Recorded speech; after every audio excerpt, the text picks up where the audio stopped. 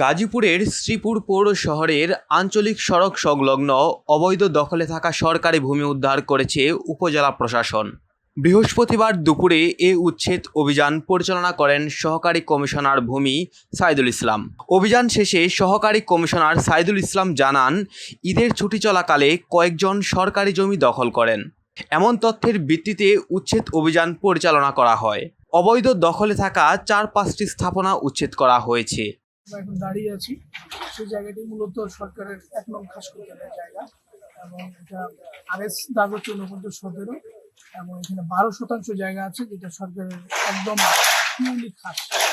এবং ইতিপূর্বে এখানে অবৈধ স্থাপনা তৈরি করা হয়েছিল। ইতিপূর্বে আমরা বিভিন্ন অ্যাকশনে গিয়েছিলাম উচ্ছেদ সহ। নতুন করে আবার এই ঈদের ছুটি চলাকালীন একটি গোষ্ঠী এখানে স্থাপনা তৈরি করেছিল।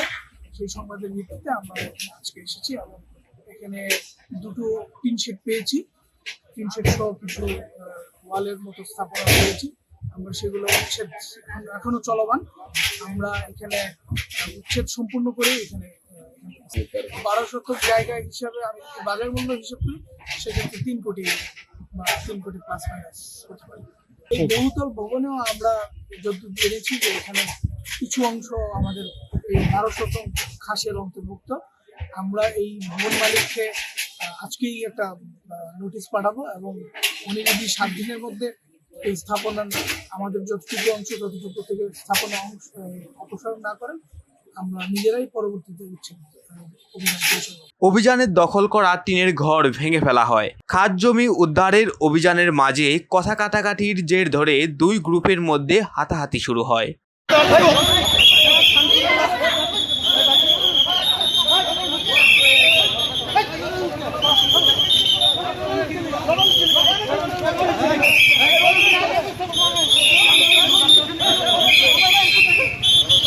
জায়গা দখল করা এক ব্যবসায়ী জানান, এই জায়গা কিনে আমি 75 লাখ টাকা ব্যয় করেছি, এখন ভেঙে ফেলা হচ্ছে।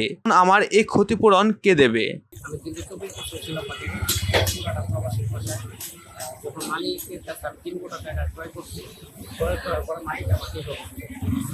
এখন আমার প্রশ্ন, মালিক আমাকে ভুল জায়গা বোঝাচ্ছে, আমি কিন্তু 73 লাখ টাকা পুরোটা কিন্তু আমরা দিয়ে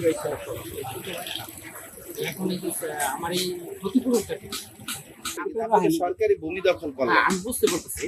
আমি বলতেছি এখন এই যে আমাকে যে ভুল জায়গা দিয়ে দিল, নিউজ ডেস্ক, আপন দেশ।